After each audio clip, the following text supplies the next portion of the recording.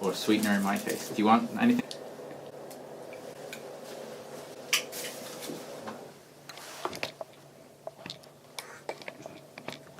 I keep a big bag of tea, and these are big tea bags as well, because in Irish culture you have strong tea with milk. I was born in England, but my family is Irish, and so tea drinking is an essential part of the culture. And it's also in Ireland the way to keep warm, because it's always cold here, and we're in a cold snap right now, so this works in the climate as well. Now that I'm the Dean of Faculty, I need a lot of caffeine to kind of keep me going, so I drink a lot of coffee and tea over the course of the day. Okay, cheers. Cheers, sure. In Ireland, we say sláinte, which is Irish for good health. Sláinte water.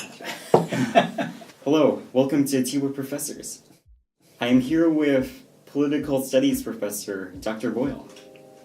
Hello. What was teaching at Pitzer like when you first started? Well, I started here 27 years ago, so it's quite a long time now. And at that time, I taught England for 3 years, and I'd done a little teaching at Duke University, which is where I did my doctorate. And I wasn't actually very well prepared to be a teacher, so I sort of figured it out on the way. The fundamentals don't change that much, small group of students in a classroom, but I think our junior colleagues these days are way better teachers than I was when I started. They're better prepared, and I think we provide more support, and people are more thoughtful about pedagogy. I think back then it was, you got a PhD, you go teach a class, and it's not as simple as that. So there are sort of skills and things that the faculty need to be effective. I think that the junior faculty now are way more competent at teaching than I was when I first got here. But working with small groups of students and advisees, you kind of bond with them. So I can remember, I'm still in touch with a lot of the students that I taught when I first got in. In fact, my first year here, I taught a first year seminar, and I'm still in regular touch with at least 5 students from that class. So you form these, some of them are now professors and at other places, but you kind of retain those connections. And that's the beauty of teaching in a small place like this, that you have these connections between faculty and students. Why do you not feel you were as prepared when you first started teaching at Pitzer? Well, firstly, it was actually a different era in terms of hiring. So I hadn't finished my PhD when I arrived here. So I spent my first year here writing my PhD, and I had teaching experience, but it was actually in one of the Oxford colleges. It was tutorial teaching, a different type of teaching, and I'd not been given any formal training. Graduate schools didn't train you, give you experience. Now I think graduate schools do more of that. Plus these days we're much harder to get a job now, to be perfectly honest, and so we're hiring faculty who have not only just finished their PhD, but they have a postdoc, and very often they will have extensive teaching experience on coming here. So we're hiring faculty now that are, I'm the Dean of Faculty, so I'm involved in all of the hiring, and we're just hiring people who have more experience and more training and are more thoughtful about pedagogy. And I think it's just a different era, that back then it was much more sort of laissez-faire. Definitely, like times changing. Very much, yeah. Why did you decide to focus on comparative political science? I went through the university system in England, and there it's not liberal arts colleges. You pick your subject when you go to college. So I picked politics, so I always studied politics. I was always interested in politics. I grew up in a household where my dad was one of these guys who was always shouting at the TV when there's political discussions going on. So I was just interested in politics, and as I went through, I just maintained that interest. And in graduate school, developed an interest in policy. I was very interested in kind of welfare state policy, how policies affect income distribution and people's life chances through the sort of social structure, and so that's what I got interested in. And I've been able to do work in different places, mainly in Europe, and so I've done research in Germany and Ireland, as well as the UK, and so it was just something I was interested in. Yeah, the academic structure versus at Pitzer, where I think students have about near their second or junior year to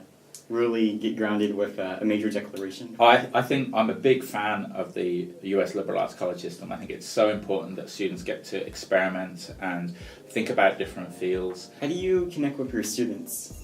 Well, now that I'm the dean, it's more indirect, because I did actually teach first year seminar in the last 2 years, so I did some classroom teaching, but it's less direct. initially it was the students in my class. I would work with them, and again, it's not just in the classroom. You become their advisor, you work with them when they're applying to graduate school or so forth, and so you would form a close connection with them. Later in my career, I got heavily involved with encouraging students to do Fulbright applications, so I would get to know students. That was nice because early on I would only know political studies students, my own students, but with the Fulbrights everybody was applying, so I would get to know students in a lot of different fields. And what was cool about that is that as part of the Fulbright process you have to write a personal statement, so you don't just get to know the student in terms of what their intellectual interests are, but also kind of what motivates them. They kind of reveal a lot about themselves because that's a part of the application process, and that's the part that I like, is that it's not just getting to know a student in the classroom, whether they understand the material, whether they write good essays, right? But you actually get to know them as individuals, what motivates them, what they're passionate about, things like that. And again, you can do that in the classroom, but as I said, it's through the Fulbright process I got to know students really well. So again, I can remember students' Fulbright personal statements going back for years. These are sort of very vivid memories for me. What is the most rewarding part of working with students in the Fulbright process? Okay, so one nice thing is that as educators, we're working with students, and students get a good education, but the consequences of that may not be known for many years. You don't know until many years down the line they develop successful lives and things like this. But with the Fulbright, it's kind of more immediate. They submit the application and then you get to see if they win one. And so there's actually a concrete measure. We get super excited when the students are always really keen on when they won an award. So it's almost like you have your bets on horses and you get to see if the horse wins. We are now rolling into the fun fact segment. What is your favorite pastime? Soccer. Cool. So I've played soccer all my life. I've coached it, I watch it a lot, and the cool thing about being a professor sometimes is you can turn your private passions into your work. And so I developed with a colleague this course, The History and Politics of World Soccer, so I was actually able to sort of turn it into a part of what I do professionally. And again, soccer's fun because it's a game, I enjoy it and everything, but it's a way to connect to people as well. I can jump into a taxi in any part of the world and usually start a conversation with a taxi driver about soccer. It's kind of a universal way of connecting with people. What in your life do you feel most grateful for? Oh, that's a tough one. I suppose I'd have to say my kids. I'd look bad if I didn't say that. I've got 3 healthy, fairly happy kids. If you could have dinner with one famous person, alive or past, who would it be? And what would you talk about? Oh God, that's an interesting one.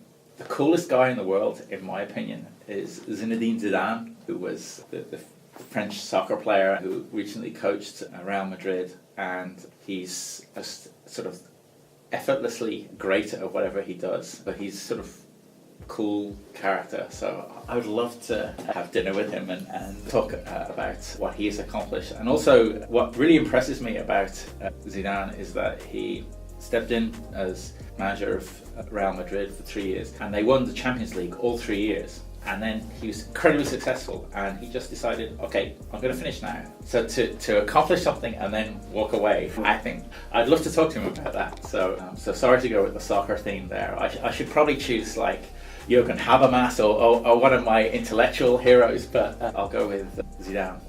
Oh, yeah. No, the soccer team is great. Yeah, it's part of like passions. But also, he's a very interesting and kind of controversial character. He was very famously, he would lose in games, he would lose his temper. In a World Cup final, he got red carded once for attacking another player, and so he has a complex psyche, and it would be interesting to talk to him about that. Definitely. If you could change anything about how you were raised, what would it be? Wow, I had a pretty happy childhood. So from a very big Irish Catholic family, had a lot of cousins, 52 first cousins, so I've got big, that was pretty good. I've always disliked my name. Nigel is my first name, and they gave it to me because my father's name was Neil, and so I think it was kind of an assimilationist thing. They thought they'd give me an English name that was a bit like Neil, but in England, Nigel, it was considered sort of a posh name, and we were not a posh family, so I think I prefer a different name. That may seem an odd idea, but yeah, I think that's probably what I'd say. I find Nigel a great name. What name would you... I prefer a much more Irish name. Actually, Nigel is fine here because it's just a peculiar name. But in England, people read a lot into names. I don't know, a good Irish name like Fergal or Daniel, something like that. Actually, my middle name's James and Connell, my two grandparents. Either of those would have been fine too. I just don't like Nigel. Well, there's still time if you ever want to change. I could, but it's a bit late now. So yeah. Well, cool. What is your favorite type of music, and what artist do you like? I was one of the early punks because punk rock happened in England in the late 1970s, and that's when I was a teenager, and my whole generation was sort of very driven by the punk phenomenon and kind of rejecting everything that had gone beforehand. It was like we hated all that old hippie rock stuff. I had a lot of friends that I was the one that kind of stayed on in school and went to university and everything, but I had other friends, they all wanted to be either punk singers or soccer players, and a couple of them succeeded, but I have one friend from elementary school who was kind of a local kind of cult punk rock band, and he's still going. It's always interesting to me as a faculty member now, the interest in punk rock kind of circles back from time to time, but that was a big part of my youth. Full circle question. Okay. If you could pass any advice to your students, what would it be? Wow, that's a good one, because I actually hate commencements and that you always have people offering follow your passion with kind of these sort of cliches and I don't know. I'm just thinking maybe in terms of even of my own kids what I kind of would want, but I don't know, people should kind of focus on what's most meaningful for them, that you want to earn money, do well, have good relationships, things like this. But it's good if you can do something that has meaning for you. And fortunately, in my case, being a teacher at a place like Pitzer, this is a very, I feel like I'm doing something that's good and useful and that makes me happy. And so it's nice that there's a salary and that I can live in a nice place and these things as well. But doing something that is going to be sort of meaningful to you and where you have you're not just like in a sort of a run-of-the-mill sort of occupation. But that's kind of vague, but the best I can do. Yeah, great advice. Well, anyways, thank you for having tea. Okay, thanks for coming over and chatting. It's just a really cool idea. That's a wrap. All right. Yeah, until next time. Okay, so who's our next victim? So how many people are you going to be interviewing? Yeah. So the next professor is